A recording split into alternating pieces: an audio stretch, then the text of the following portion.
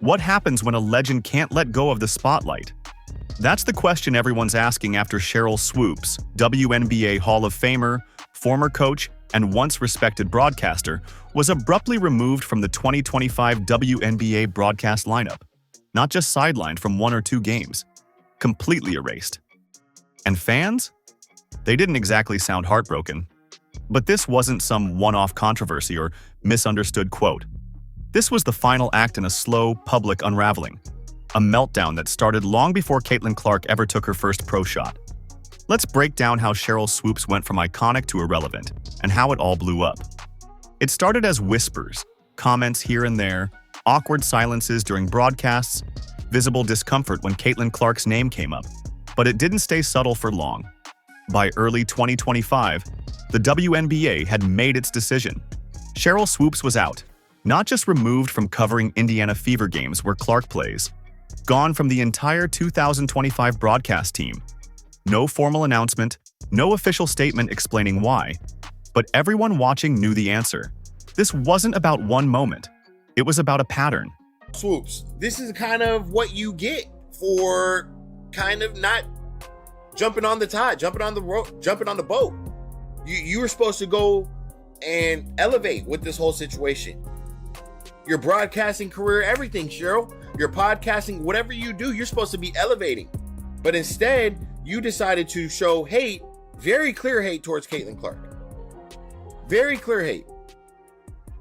Right? And now this is kind of like what you get for it. A full year of tension, misinformation, and cold dismissals aimed at the league's most magnetic rising star. And eventually, the WNBA decided to cut ties with a legend who couldn't seem to uplift the league's future. The Sheryl Swoops story doesn't start with Caitlin Clark. It just ends there. The warning signs? They've been there for years. Flashback to 2016. Swoops was the head coach at Loyola University Chicago. And what happened? 10 out of 12 players walked away from the program in one season. Let that sink in. That's not turnover. That's an exodus. Reports flooded in.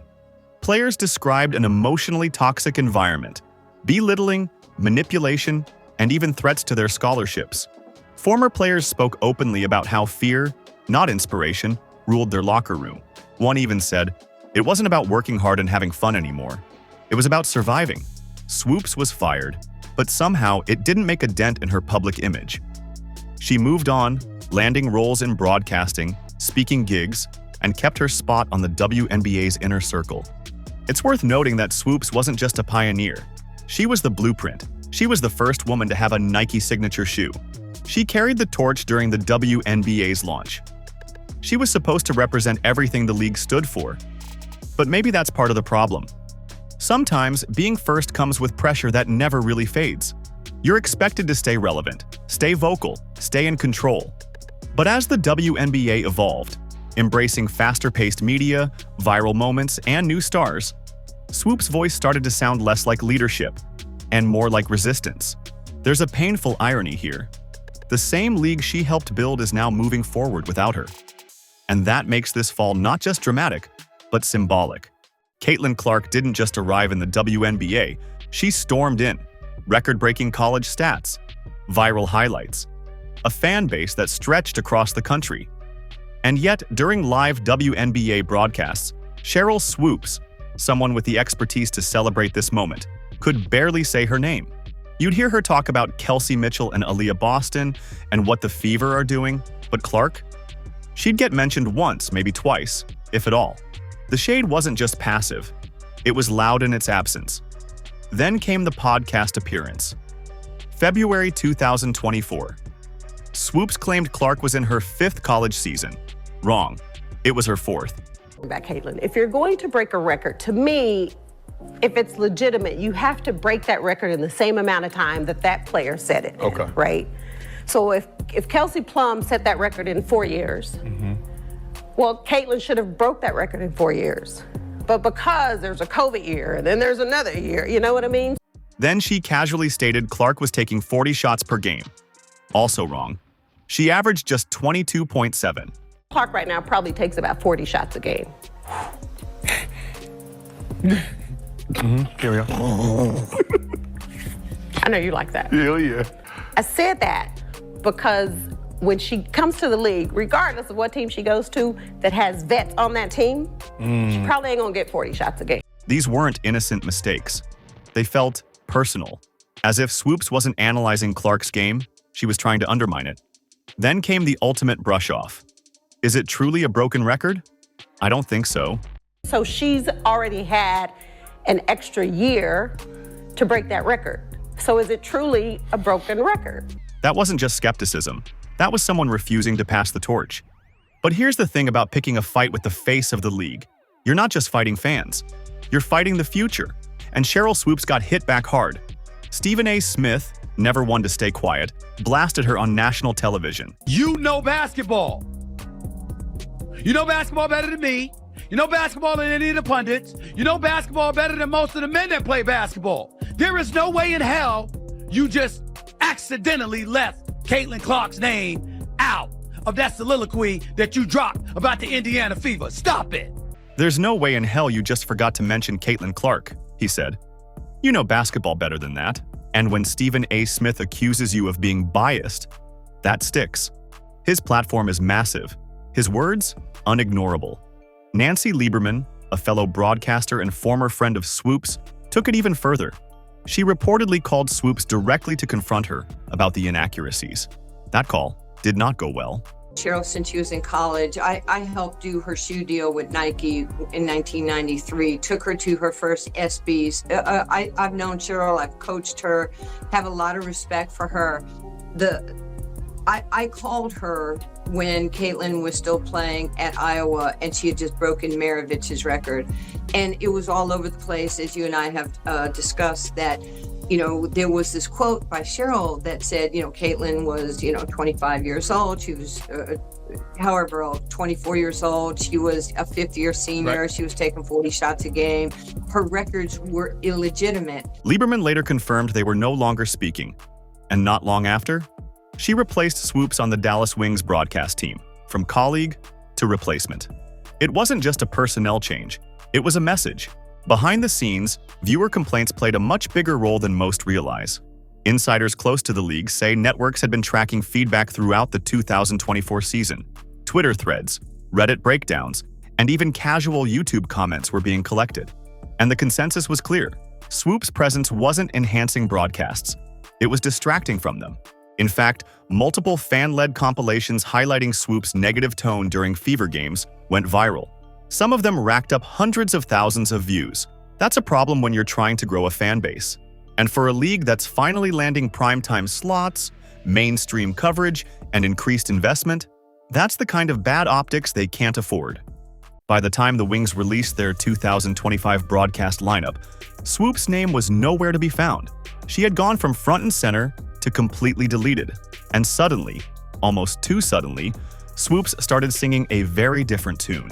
Appearing on ESPN, she praised Caitlin Clark's offseason progress, complimented the Indiana Fever's roster, and even called them potential championship contenders. The team that I feel made the biggest moves, maybe even the best moves, that would be the Indiana Fever. I think the Indiana Fever went from just being in the playoffs last season to potentially winning a championship. After months of criticism and nitpicking, the same player she'd dismissed was now putting the pieces together. How much stronger Caitlin got in the offseason. She was in the gym working on her game. This Indiana Fever team, they have put the pieces together in this offseason, and I'm excited to see what they're going to do. Fans weren't fooled. Oh, now she's on the bandwagon? How much therapy did it take to say Caitlin's name without flinching? Even Stephen A. couldn't resist a parting shot. When you don't state the obvious, it's automatically going to be assumed it's personal, and that's exactly how it looked.